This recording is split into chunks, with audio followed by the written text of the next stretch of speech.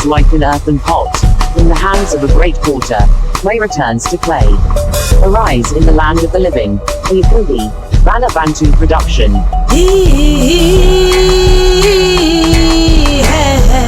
Yakubibanabantu, Mutoto wa Kibantu, Banabamuntu.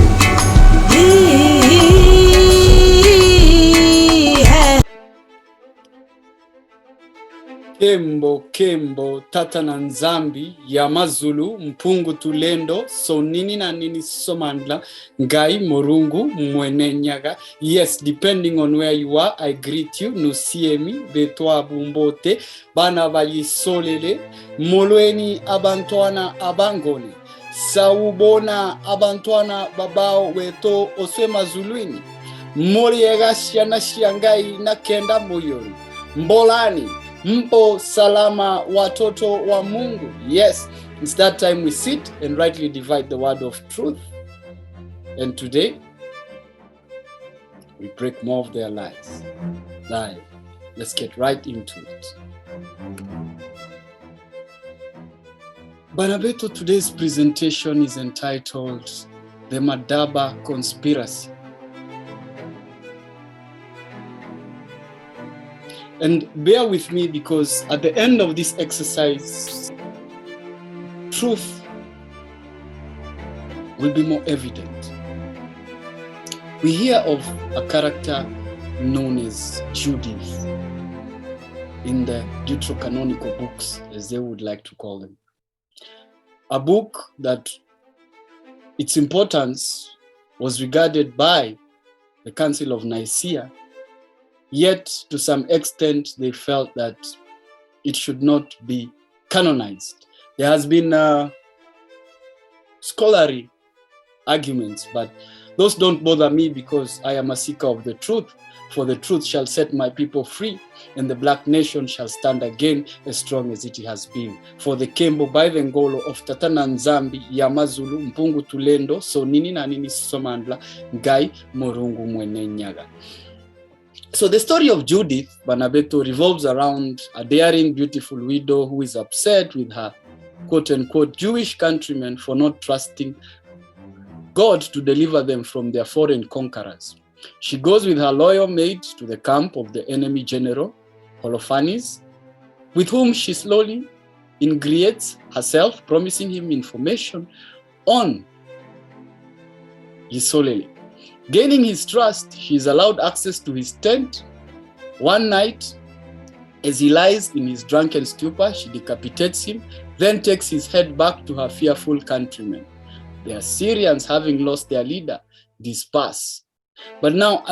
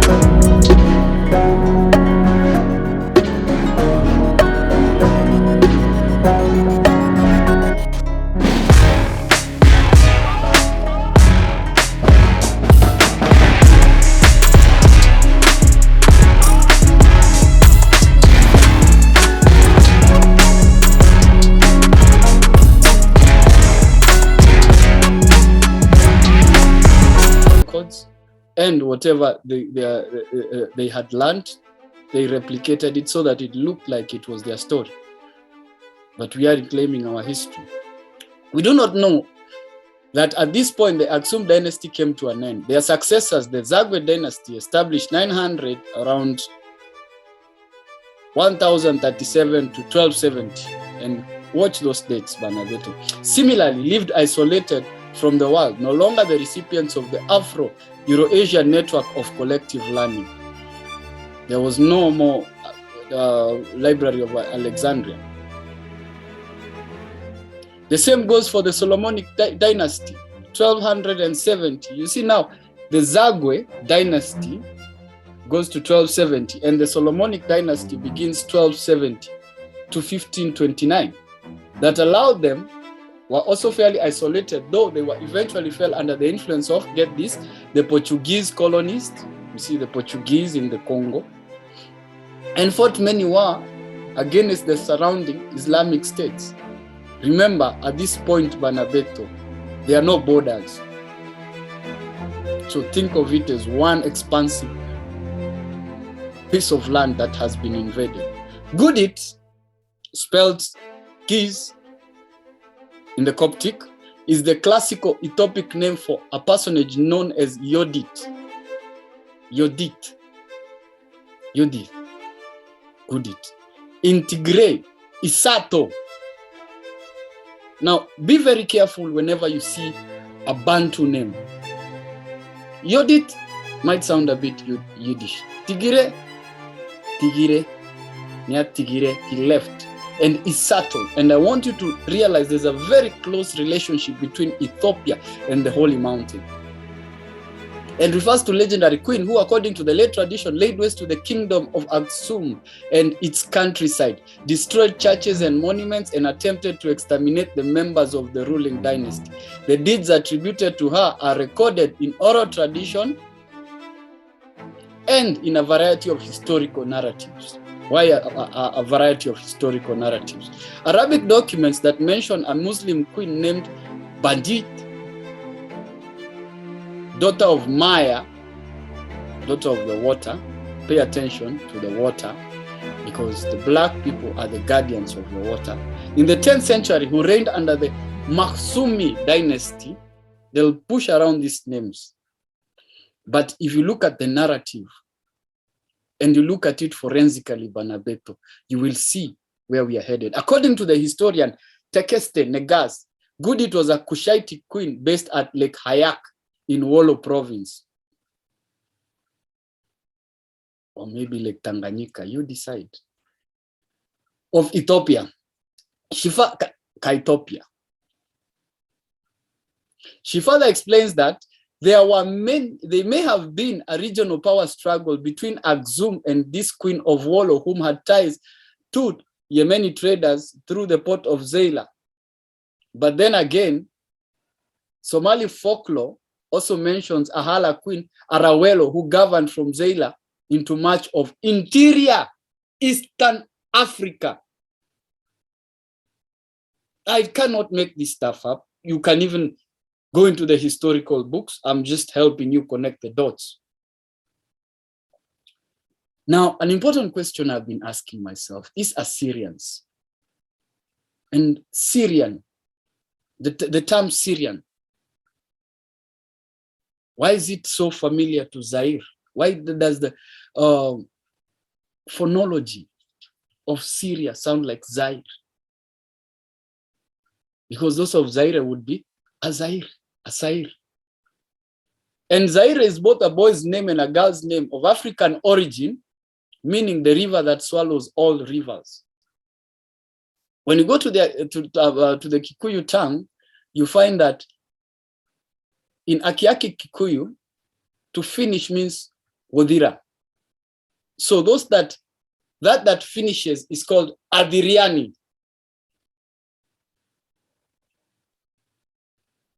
I'm talking Akiaik, which would mean that consume all. Zaire was derived from the name of the Congo River, sometimes called Zaire in Portuguese. Why in Portuguese?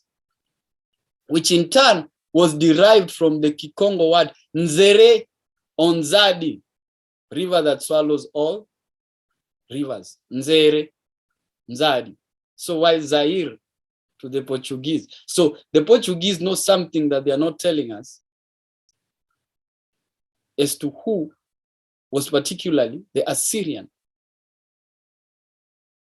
I know Yaya Robert Hedley has done it comprehensively, but let's just examine this presentation. Then we find that the same connotation, Zion becomes Sion. So there's a correlation between changing the Z and the S, which will look further into this presentation. I'm just beginning, Banabeto. Zaire or Zaire, Zeyor. When he invaded Edom, we are told that Joram passed over to Zaire and all his chariots with him. That is 2 Kings 8:21. In the parallel passage, which is in 2 Chronicles 21:9, he says the same with his captains. I am sorry, take the place of Sarayu, takes the place of Zaire. Sharia, probably a copyist, corruption. And who do we know wanted to plagiarize and copy this? You decide, Banabeto. It was during the office of Pope Philotheos of Alexandria when Judith started her revolt, near the end of the reign of the king who had deposed the Abuna. Mark that name. Petros, as Tadase Tamrat explains, at the time his own death in the conflict and the military reverses of the kingdom were taken as divine retribution for sufferings of Abuna Petros. The chronological synchronicity with the tenure of the patriarch Philotheos and the invention of King Georges II of Makuria. King Georges II of Makuria. Whether there's a Bantu tribe called the Kuria that lives at the coast, remains to be. The fact that there is a Bantu tribe known as Kuria that lives at the coast is a fact, and it's an undeniable fact. But bear that in mind. Provides a date of circa 960 for Judith, a contemporary Arab historian, Ibn Hakwal. Now note, why a lot of Arab historians provide these accounts. Thus the great villain is Nebuchadnezzar over the Assyrians, who ruled over the Assyrians. Was he an Assyrian himself? Yet the historical Nebuchadnezzar II was king of Babylonia. Other details such as fictional place names, the immense size of armies and fortifications, and the dating of events cannot be reconciled with the historical record. Judith's village, now get this, Bethulia, mark that word, Bethulia, literally virginity, is unknown. The village is unknown. So it did not exist, but I'll show you why it did not exist. The name is Bethulia, which they will tell us means virginity in Yiddish, is unknown and otherwise unattested to in any ancient writing. But Banabeto, nevertheless, there has been various attempts by both scholars and clergy to understand the characters and events in the book as allegorical representations of actual personages and historical events. Much of this work has focused on linking Nebuchadnezzar with various conquerors of Judea from different time periods, and more recently, linking Judith herself with historical female leaders, including Queen Salome Alexandra, Judea's only female monarch, 76 to 67 BC, and its last ruler to die while Judea remained an independent kingdom. But get this, the last historical female leader. So now, the names of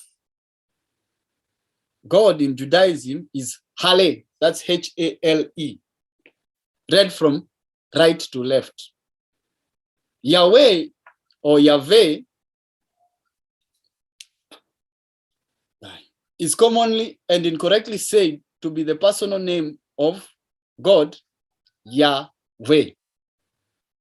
However, they are reading Hebrew left to right backwards. Hebrew is read right to left. This short form of the name occurs 50 times in the text of the Hebrew Bible, of which 24 forms parts of the phrase hallelujah. Read from right to left simply means pilgrimage of believers to Mecca for Elah. E-L-A-A, which becomes Allah, Hebrew crowning name for God. Also in Arabic, Allah. So is it, at this point, can we say that the Hebrews and the Muslims worship the same deity? You decide. Hajj, Ui for, hallelujah, Hale, Ui for Hajj, pilgrimage of Hajj. That is Ya, Ja in reverse. So hallelujah just means, now get this, Allah for the pilgrimage to Mecca worship, the Hajj, which is Ja reversed.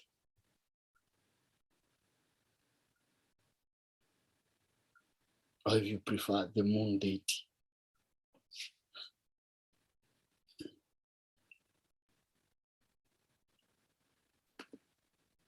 The name Bethulia in Hebrew can be associated with an allegorical sense with Bethel, house of God. If treated as a real geographical name, it can be explained as composite word built from Betula, virgin, and Jah, the proper name of God, so they say. So literally, Yahweh's virgin. I hate pronouncing these names because they're not the name of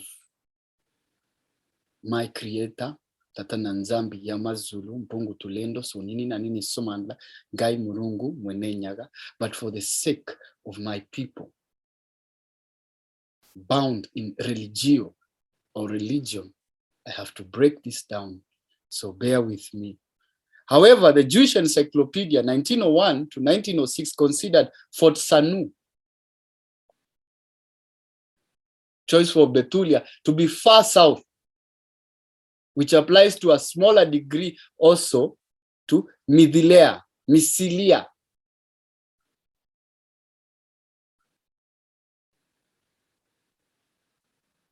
Yeah. And now when you come to the countries on the continent, they always have Tanzania, Kenya.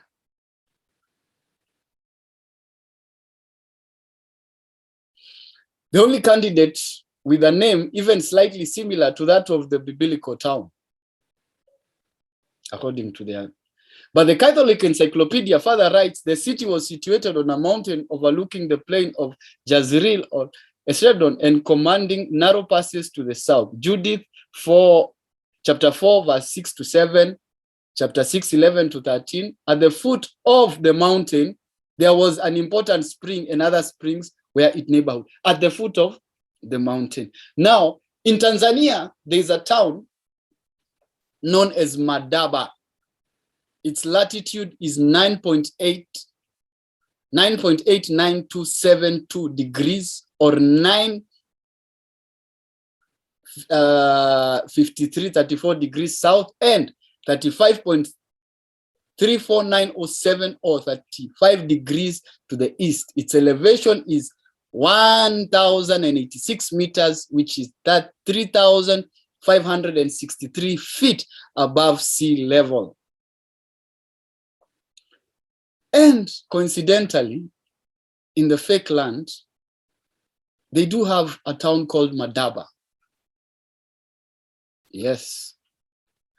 And in this town called Madaba, they hold something called the Madaba mosaic. The Madaba mosaic depicts Jerusalem with the new church of Theotokos with the Roman church, which was dedicated on 20th November 542. Buildings erected in Jerusalem after 570 are absent from the depiction. thus limiting the date range of its creation to the period between 542 and 570.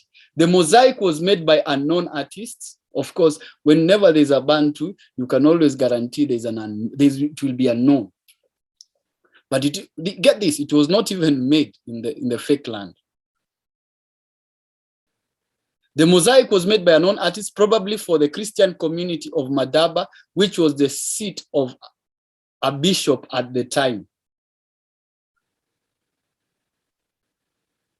In 1614, Madaba was conquered by the Sassanian Empire in the 8th century. The ruling Muslim, get again, the Arab influence. Umayyad Caliphate had some figural motifs removed from the mosaic in 746. Get that date, 746. Madaba was largely destroyed by an earthquake and subsequently abandoned. The mosaic, in the process of being uncovered, the mosaic was rediscovered, get this date, Banabeto, in 1884. The mosaic was discovered the same year they had the Berlin Conference.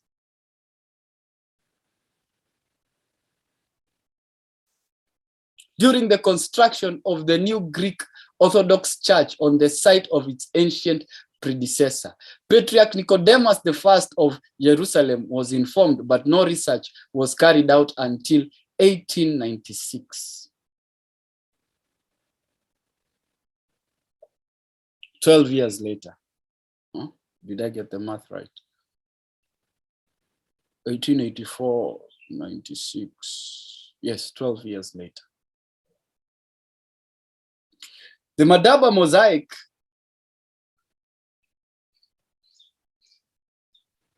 which I'm going to show you shortly, Banabeto, is going to blow a crater in their lives. Had some figural motifs removed. In 1614, Madaba was conquered by the Sassanian Empire, not that name. In the 8th century, the ruling Muslim, so an Arab, Umayyad Caliphate, had some of the figural motifs removed from the mosaic. In 1746, Madaba was largely destroyed by an earthquake and subsequently abandoned. By AD, get this, by AD 700, Banabeto, the first Muslim influence had been established on Zanzibar as Arabs were sailing from the Gulf via the trade winds and they were coming to settle there. Where there's an Arab, there's Islam. Where there's Islam, there's a caliphate. Where there's an Arab, there is Bagamoyo. Where is Bagamoyo, there's slavery. Where there's slavery, there is the chosen people. Yisolele. It's not clear whether the book of Judith was originally written in Hebrew or in Greek, Banabeto. I wasn't there, so I cannot affirm that. And if somebody knows that information, please, we would love to know. The oldest existing version is in the Septuagint, Alexandria. Note, there's allusion to Egypt. Be very attentive, Banabeto, because you have to connect the dots. It's forensic theology, if you prefer. Details of vocabulary are phrasing point to a Greek text written in a language modeled on the Greek developed through translating the other books into the Septuagint. The extant Hebrew language versions, whether identical to the Greek or in the shorter Hebrew version, date to the Middle Ages. Middle Ages. The Hebrew versions name important figures directly, such as the Seleucid king Antiochus IV Epiphanes, thus placing the events in the Hellenistic period when the Maccabees battled the anachronistic references such as Nebuchadnezzar, quote unquote, king of Assyria, quote unquote, who reigns in Nineveh, quote unquote, for the same king. The adoption of that name, though unhistorical, has been sometimes explained either as a copyist addition or an arbitrary name assigned to the ruler of Babylon. Let us reason together, Banabeto. Where is the smoking gun? Now, this is the Madaba mosaic.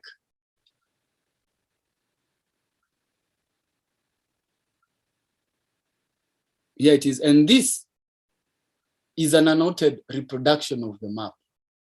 Now, when you zoom in into the map, you will see the place that is marked in the Jordan, the place of John, quote unquote, the Jordan, the place of John the Baptist's baptism at the mouth of the Jordan, and a nearly obliterated lion hunting a gazelle. I want you, Banabeto, to ask yourself this question. Are gazelles and lions indigenous to the Levant? Though historians will tell us they have been extinct. Extinct from what, how, and when? We know the topography of the Levant. We know the geography of the Levant. It's nothing compared to the green savannas of sub-Saharan Africa, where the gazelles and the lions roam free. The mosaic depicts an area from Lebanon, and we know of the trees of Lebanon. It's not Lebanon as you know it, my friend. That's the Congo, where we have Metarakwa, the cedars in the Congo forest. I categorically put to you, Banabeto, THAAYU. Lebanon in north to the Nile Delta, in the south and from the Mediterranean Sea, think Indian Ocean, into the west of the Eastern Desert. Among other features, it depicts the Dead Sea with 2 fishing boats. Get this, Banabeto. The Dead Sea with 2 fishing boats, a variety of bridges linking the banks of the Jordan, fish swimming in the river and receding from the Dead Sea. A lion rendered nearly unrecognizable by the insertion of random tesserae, pieces, distortion. During a period of iconoclasm, of course, they'll try and put some title to that age, and all they were doing is mutilating our history. Shame on you. Because we are on to you. Hunting a gazelle in the quote-unquote Moab desert, palm-ringed Jericho, Bethlehem, and other biblical Christian sites. The map may partially have served to facilitate pilgrims' orientation in the Holy Land. So they needed this map. They needed the Madaba mosaic to replicate what was to the Levant. And I urge you, Banabeto, you in the diaspora, you will access to this information. Look closely at the Madaba mosaic. THAAYU. For example, the Dead Sea is depicted on, this is the Madaba, and you see now there are a lot of covering, so it's not complete. For example, the Dead Sea is depicted in the map with fishing boats on them. Interesting, because the Dead Sea is infamous for not having any fish.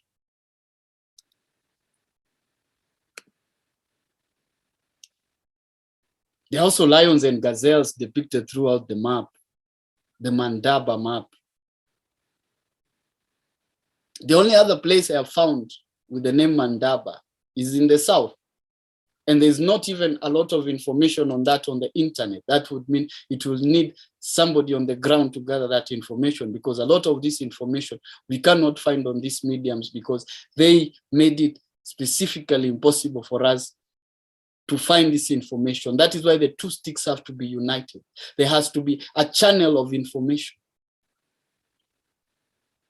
Lie. But then, what do we know of Tanzania? Grant's gazelle, from the map, Naga granti, is a species of gazelle distributed from northern Tanzania to the south of Sudan and Ethiopia, current day Ethiopia, and from the Kenyan coast to Lake Victoria. Its Swahili name is the swara granti. Swara.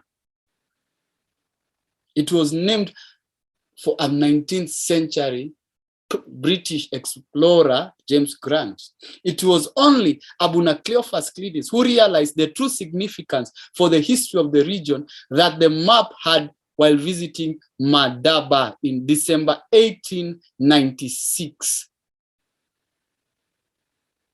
12 years after the Berlin Conference. A Franciscan friar of Italian-Croatian origin, born in Constantinople, father, but not my father, but that's the title he went by, Girolamo Golubovic helped Abuna Cleophas, you see again, Abuna, to print a booklet in Greek about the map at the Franciscan printing press of Jerusalem. The largest and most detailed element of the topographic depiction is Jerusalem, Greek, whatever that, I cannot read Greek. At the center of the map, the mosaic clearly shows a number of significant structures in the old city of Jerusalem. That is the Damascus Gate, the Lion's Gate, the Golden Gate, the Zion Gate, the East Gate, the Church of the Holy Sepulchre, which there was an addition. That is actually the water tabernacle. And there is a church in Madaba, Tanzania, with quite a history. I urge you to look into it.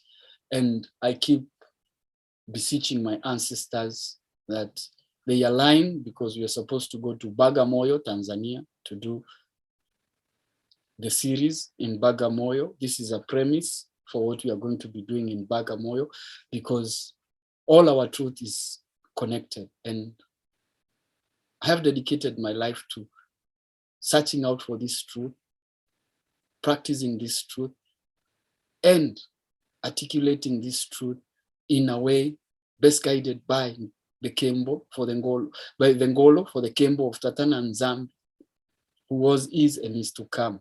THAAYU. The new church of Theotokos, emphasis, there's a new church there. The Tower of David, the Cardo Maximus on Jerusalem southeast side is shown as Aceldama, field of blood.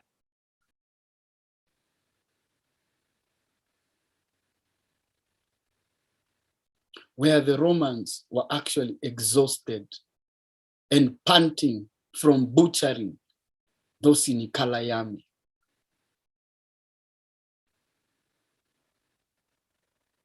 Judgment is coming, Mr. Mundele. Oh, the tipping point of consciousness is here. The Black nation is rising by the Ngolo of the Black King. And his gift to us, his spirit.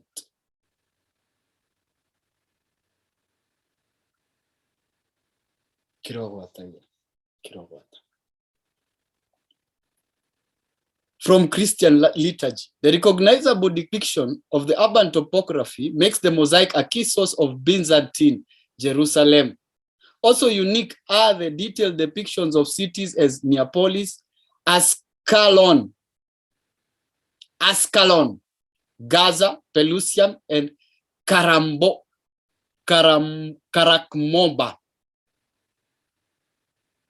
That sounds nothing like a language you would find on that end. But you decide. All of them nearly detailed enough to be described as street maps. Other designated sites include Nicopolis in Greek, Beth Zaka, Zacharias, I'm thinking that is where they murdered Zachariah, son of Barakia.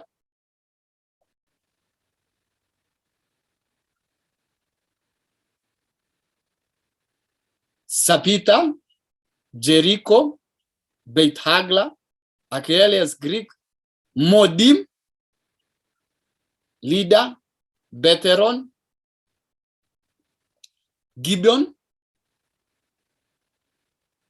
We know of the Gibeon meteorite.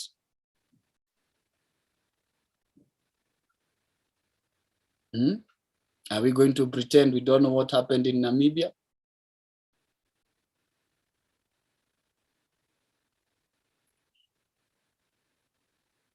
The Great Plain, literally meaning the tribe of Dan.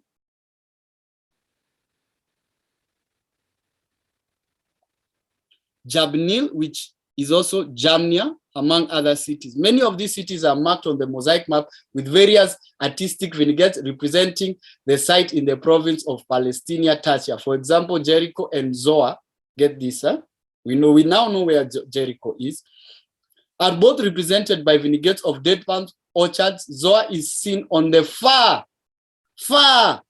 southeastern side. And what is southeast of Jerusalem?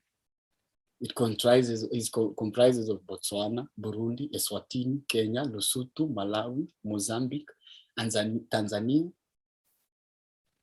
South Africa, Uganda, Zambia, Zimbabwe, in the mainland, with the island nations of Madagascar, Mauritius, Reunion, Comoros, and Mayotte also included. So we are basically talking about Sub-Saharan Africa.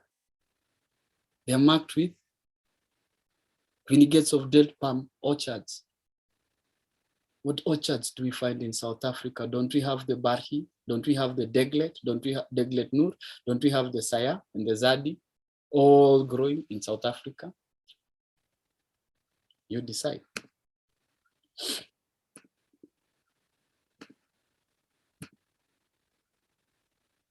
The Madaba map mosaic from the 6th century shows a settlement named Betulium.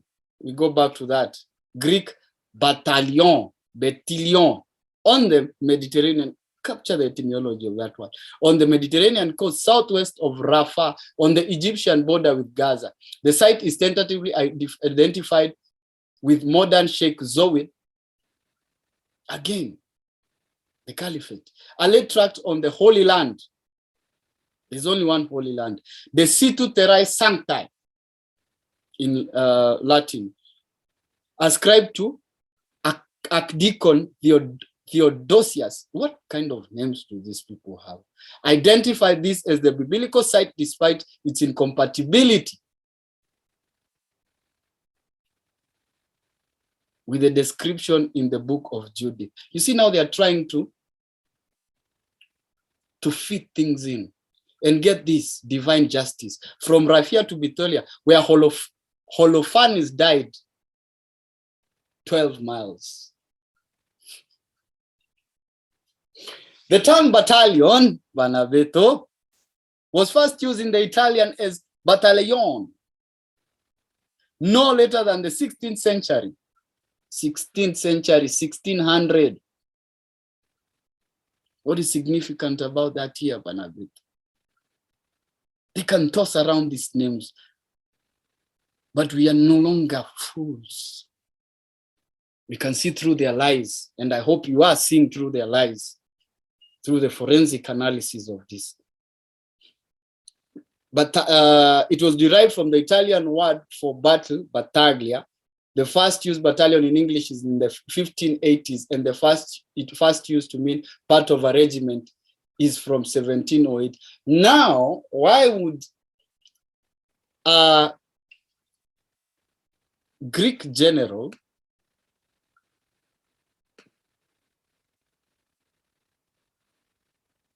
Holofernes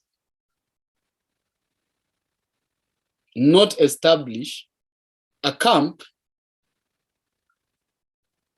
with his battalion and without knowledge of the indigenous names, then they would call it Fort Battalion. I leave that to you, Bernadette.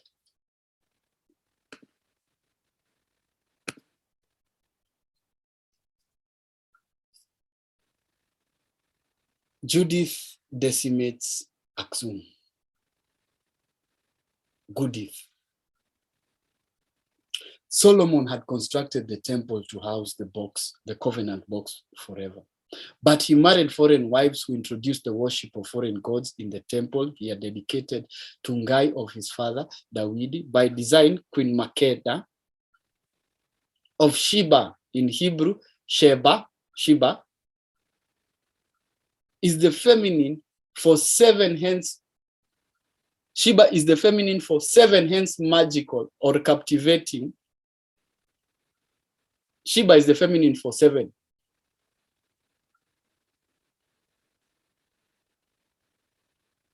Hence magical or captivating. The number 7. Arrived at Solomon's court. The result of the visit was a child born of the two, Prince Menelik I. On reaching 19 years, he went to Sheba after Queen Makeda's death to attend his coronation. His entourage, with the consent of Levites, the priests, carried the covenant box to Sheba. Sheba is, in this context, is revealed as modern-day Ethiopia, where we would find Aksum. King David had presented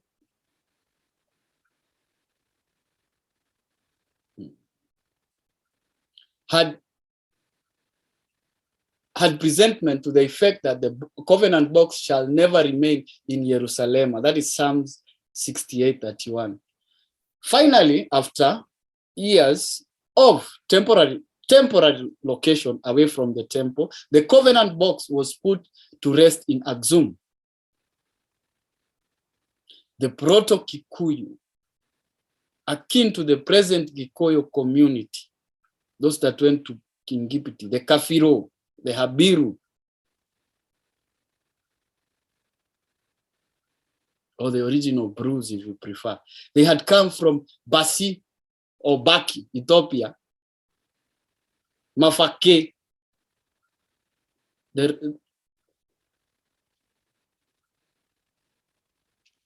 I will not go into that. At the place called Aksum, they had to leave Aksum because Tonyaga, get this, the people of the cross, or Nguondune, the red costume, had conspired to steal Manangi, the box housing the covenant, or the Ark of the Covenant, and Ikonjo scrolls. In the escape to hide the treasure, war erupted and was fought through to Zagana, Tana Island. From Tana Islands, the war entered entered the Somalia coast, Kaya Forest, down to Kwale, Indigo. A fabricated covenant box was broken into pieces. The original Manangi was presumed to have been broken into pieces to downplay the interest in the search. The seers say, despite that, the war intensified as it took the direction of the mainland. The Kabiru hurriedly buried Manangi and the scrolls in the secret locations in Mount Kenya. Others remained behind in the area of Coast Province. Remember when I told you about the Kuria, Bantu, the Mijikenda, the 9. Miji would be city, the 9 cities to completion. Remember when we talk of the 9 daughters to completion of Gikoyo and Mombi, the 9 ancestors of the Bakongo, you decide. Right.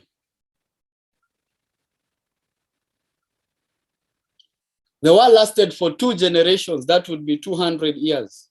Mark that.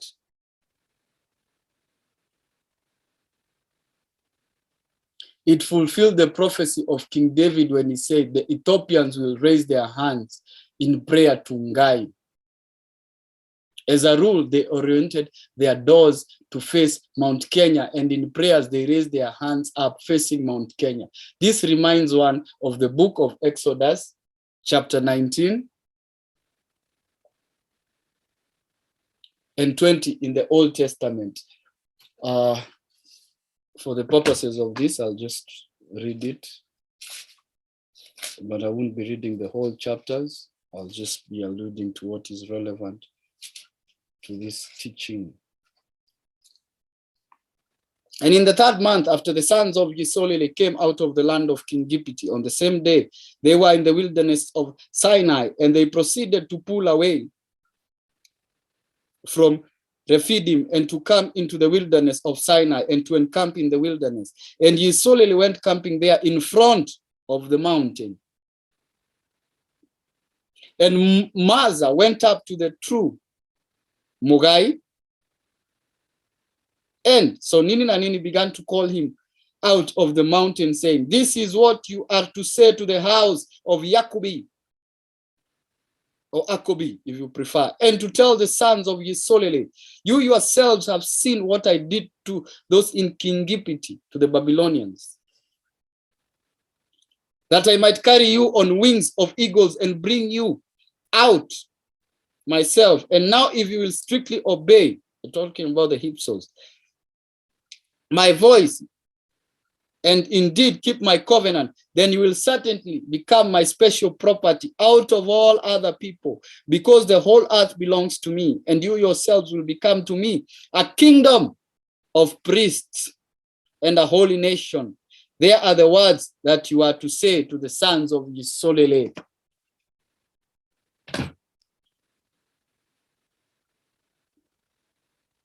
Kigogona kia MURUNGU MWENE.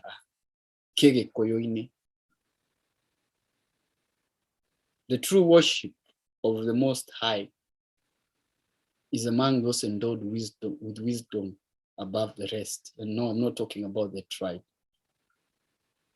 I'm talking about all the 10 tribes to completion. Right. Now, something else interesting coming out of Aksum, Banabeto. According to traditional accounts, it was Frumentas, a 14th century shipwrecked traveler from Tyre, who introduced Christianity to the kingdom. Frumentius gained employment as a teacher to the royal children, and then he became treasurer and advisor to the king, probably El Amida. When El Amida was succeeded by the son Ezana I, whom Frumentus had even greater sway over, given that he had been his childhood tutor, the king was persuaded to adopt Christianity. Frumentus next traveled to Alexandria in Egypt to receive an official title from the patriarch there in order to aid his missionary work. Then he returned to Aksum and became the first bishop of the kingdom. The dates of exactly when all this happened are widely different, Banabeto, depending on one's ancient source, and then they range from 315 to 360 CE, according to the historians, with the latter end of the range being the more likely according to modern scholars. Frumentius, listen, was later made a saint for his efforts in spreading the gospel, the good spell in East Africa. Acts 27:27 to 28. On the 14th night, we were still being driven across the Adriatic Sea. When about midnight, the sailors sensed that they were approaching land. They took soundings and found that the water was 120 feet deep. A short time later, they took surroundings again and found that it was 99 feet deep. Fearing that we would be dashed against the rocks, they dropped 4 anchors from the stern and prayed for daylight. In an attempt to escape from the ship, the sailors let the lifeboat down into the sea, pretending they were going to lower some anchors from the bow. Then Paul,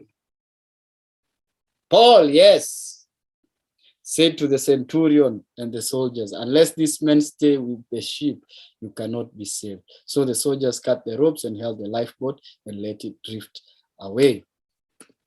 That would be the depiction. Guandune, the red clothes. You see them in this image.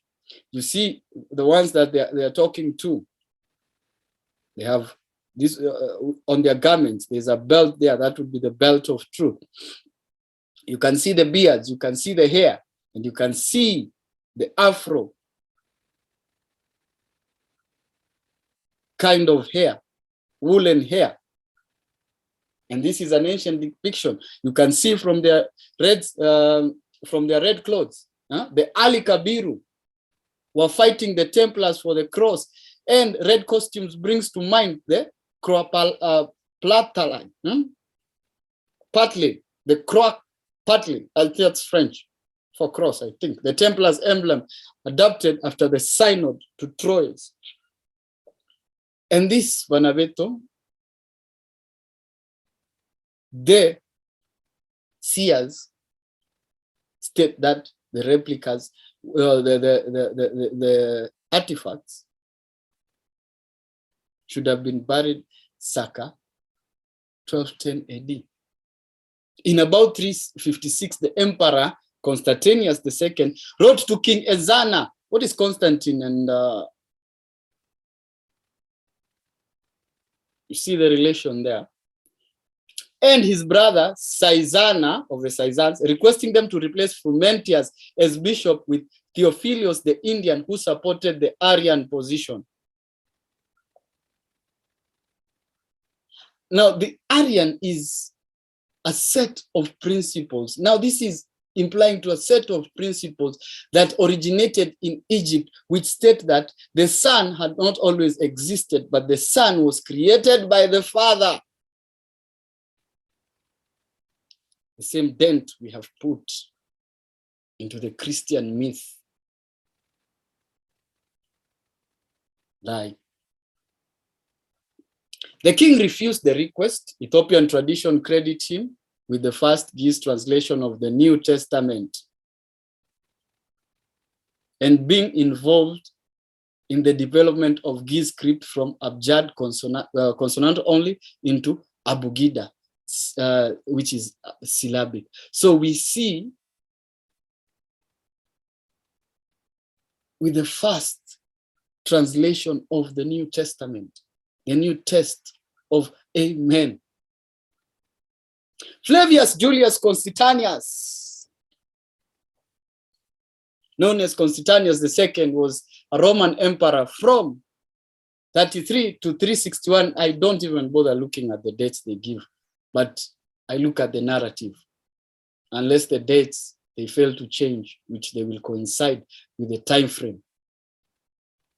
He said this is forensic theology.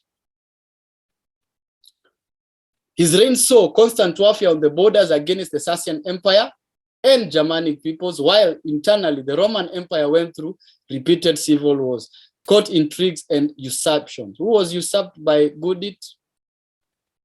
His religious policies inflamed domestic conflicts that would continue after his death. As emperor, Constantius promoted Arian heresy, banned pagan sacrifices,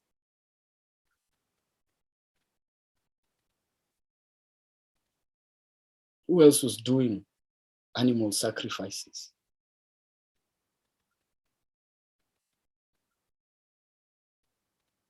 And issued laws against Jews.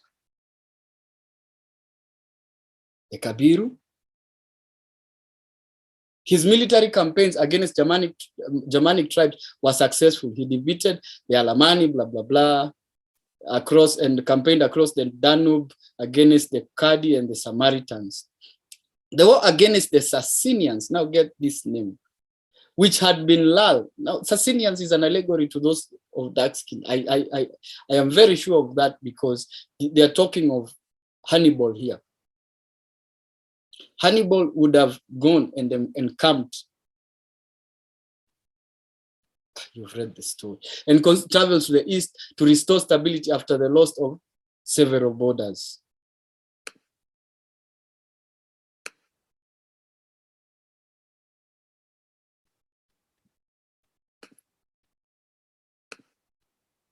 Now, Banabeto,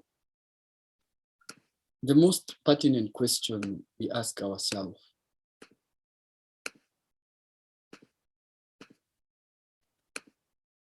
why try so hard to hide Madaba? Why take a map of a region and try and replicate that in a region that it would not fit? We've seen the gazelles, the lions, which are not native to those lands. And even if they say they have been extinct, I'm very interested to hear the story as to how exactly they got extinct.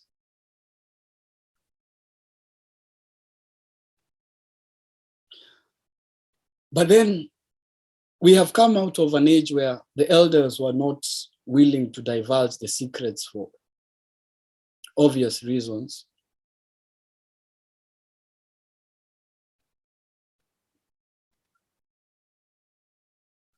But now a lot of this information is coming out. Like we know for a fact, in the 7th year,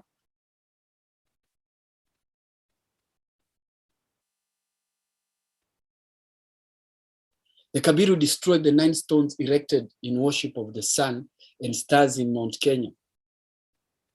Putting down the covenant box and destroying of the 9 stones was the greatest spiritual hallmark of our people. From then, the mountain became the earthly dwelling of Ngai Murungu, who created heaven and earth. Where his ark would be, there he would be. Judaism, or if you prefer Kirira, negated the Memphite theology and the Neapolitan concept. Traditionally, this act is enshrined in the Gikuyu saying, Totigado regeneaka, in reference to the female deities, Isis and Happy.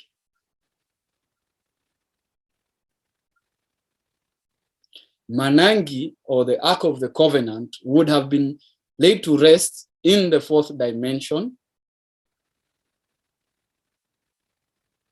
in the vicinity of the water shrine.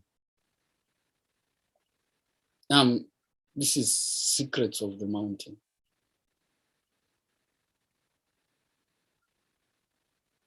Where they have the Ikonjo, or the Coptic scrolls, or if you prefer the primitive Torah,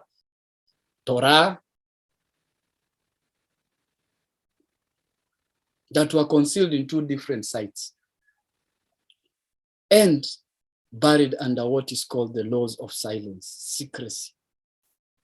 You don't play around with this information because it determines the balance of an entire creation.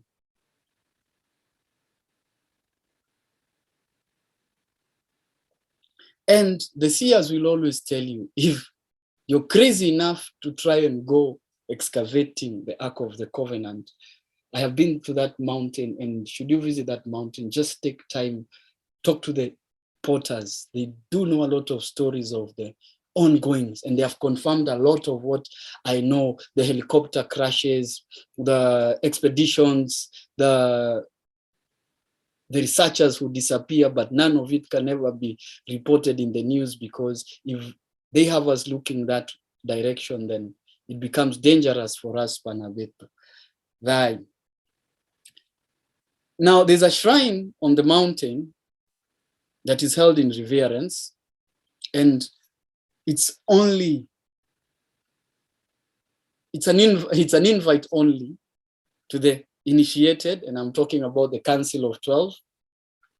And you will find that whenever the elders visit that shrine, only one can go at a time to perform the rituals. I wish not to go into details, but there is pouring of water, not blood. And there is the burning of incense. And there is known among the Koyo as Mwembaigoro, that rises with its aromatic and it goes up.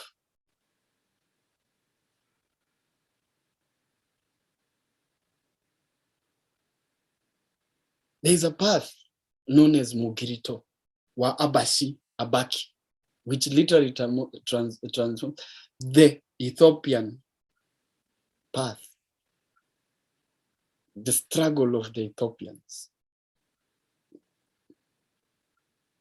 It is also important to note, Banabeto, if you have been following,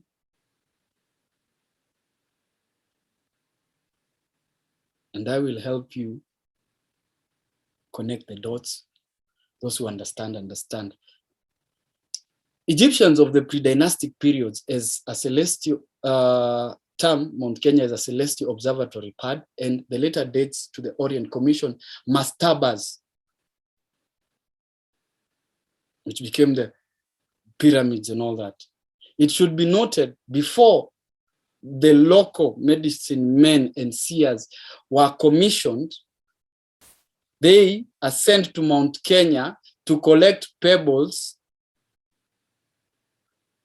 and ira, whitish substance representing snow. These pebbles and ira are believed to have mystic powers to modulate their divining god. Thus, a frequency modulation is created between the mountain and the god. This mystic power helps the medicine man's word to create event. Those who understand. Thy, yangai, thy, yangai, thy, yangai, thy. Kirenya gagederu, kirowata ira, kirowata. Until next time, Banabeto. Ingeta, Magubenjalo, THAAYU. Rise of a nation, sounds from a liberated Bantu. Yakubibanabantu. All praises to NINI. Madaba.